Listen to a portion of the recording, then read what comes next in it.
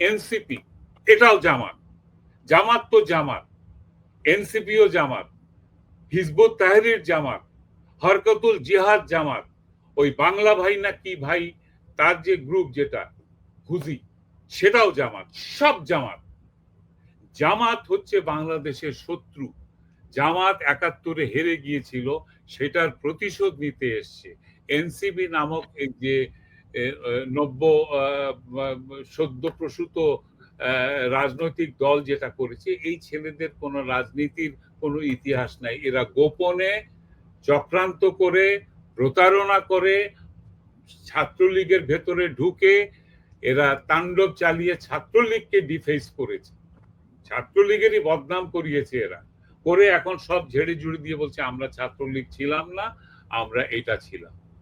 আমরা যদি নামে করতাম সংগ্রাম তাহলে কেউ আমাদের সাপোর্ট করতো না, এই কথা